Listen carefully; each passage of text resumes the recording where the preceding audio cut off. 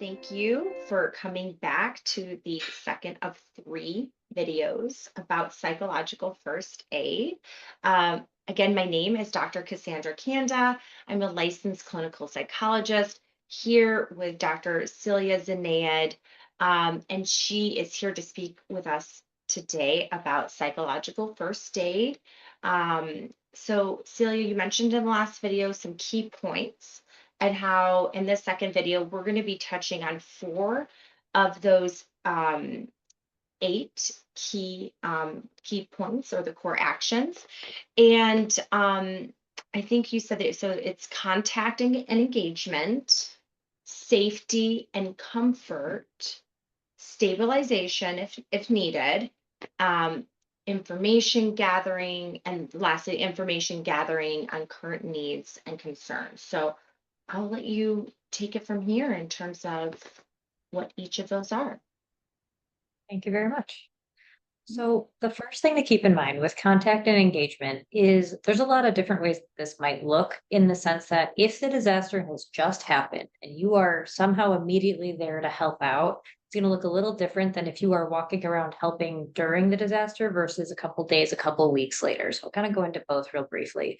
Um, if someone is coming to you because they want that help and support, they've come to your organization or they're, for whatever reason, you're there to help, they know that you're there to help and they are coming to you. That one's frankly a little bit easier because your job is just to show up and be present with them in those moments and let them know a lot of transparency. Hey, here's what I can do to help. This is what this process is going to look like. We're just thinking of general components of trauma informed care. You want to do a lot of transparency. You want to tell them who you are, why you're there to help, what you're doing, and what the steps are going to look like. So, creating a timeline for them, letting them understand what they have access to. So, yeah, that one's a little bit easier because someone is coming to you and saying, something has just happened. I need that help. And they'll go into it. But if you're there on the scene, for instance, this one's a little bit more difficult because you're going to technically offer this kind of support to anyone around, but they don't have to accept it, is the biggest thing I want to point out. So, walking around an area, and let's say people are kind of gathered in areas or sitting by themselves, you might go first to someone who's sitting by themselves. Say, hey, do you care if I sit with you for a moment? Hi, introduce yourself a little bit. Hi, I'm Celia from this organization. Here's what I'm here to do, and maybe say, hey, do you mind if I just sit with you for a moment? Might say yes, they might say no. If they say no, hey, not a problem. If you are wanting any support, just a heads up, we have a booth down there. You're welcome to come over at any time, and we're here to help you out.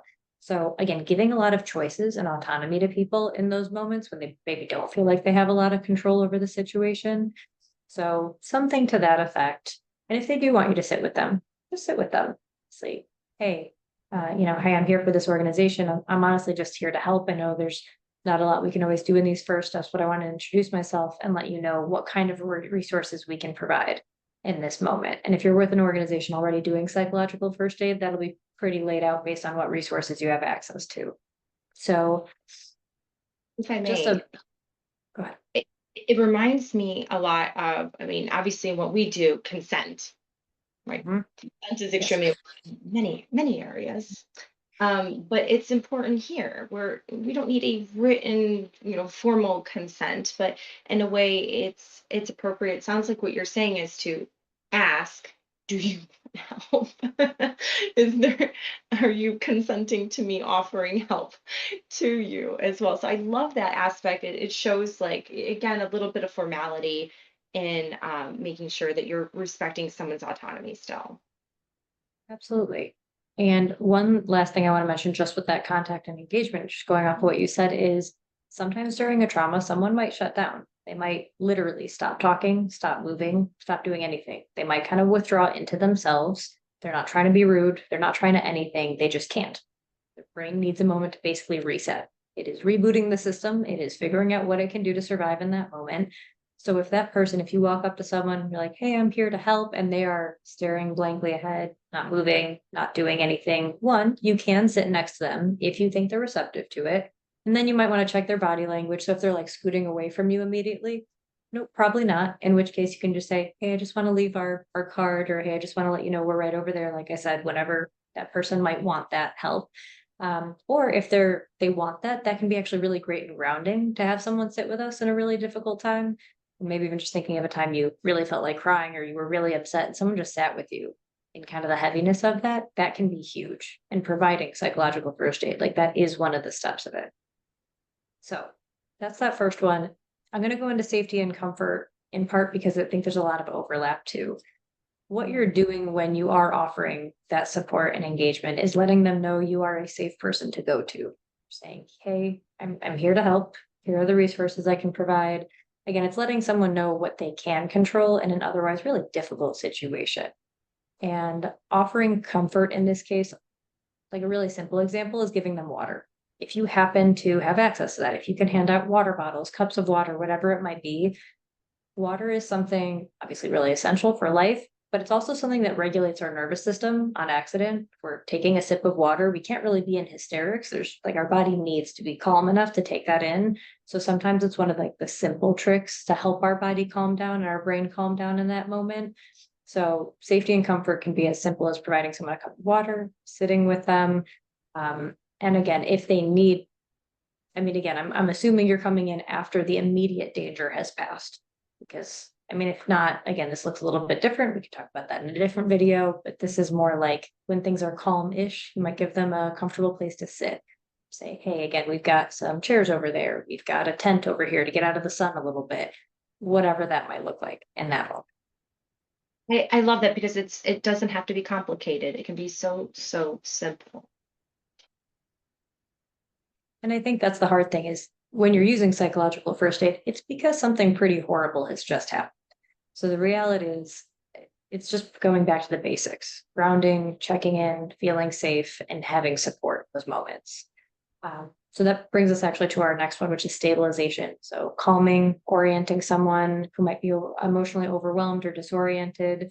So again, this might be the person who's either not speaking or someone who's crying really heavily or someone who's kind of freaking out. And they might be freaking out about something kind of random, like if they just lost their house or they're worried that they can't find someone they really care about. And they might be freaking out about like, I got a doctor's appointment tomorrow. Like, that really doesn't matter right now. But again, in their brain, that's maybe like the thing they can focus on. So if someone's not really making sense, again, don't judge. Just kind of be in the moment and say, hey, not a problem. Like, we will figure that out together. Let's take it one step at a time. So just meeting someone wherever they are in that moment and recognizing that any response, however vast that might be very normal based on what they just experienced. I know you do a lot of this too, so feel free to chime in if there's any stabilization thoughts you have for that. It's again, I think so far what I'm learning from what you're talking about here is how much it's really based on evidence. And I know you and I both use those like evidence-based treatments in terms of like the type of care that we provide our patients is we want to provide something that, generally speaking, is going to help the most number of people, not everyone, but I could definitely see so many aspects of just very appropriate, like you keep on saying, meet the person where they're at. You start with what you have and then you move from there, right? So it takes calmness and patience ultimately to help orient that person. It sounds like what you're ultimately saying for that. No, that's huge. And I feel like we should mention that too. But again, that could be a whole other video on how do you regulate yourself when everyone else is panicking around you? How do you Totally. stay that calm in the storm, which is incredibly difficult, but can take practice and be there. But just to wrap up these first four, I just lastly wanted to mention like the info gathering. So again, this next piece of psychological first aid is very basic needs. You want to get a general sense of what do they actually need? What are those immediate needs they might have? So again, that might be getting them a cup of water, like I mentioned. That might be, hey, they need a phone. They need to borrow a phone to talk to someone. Really simple that you can help them out with. It might be, where are they going to stay tonight? It might be anything of that sort. So you're just going to kind of check in.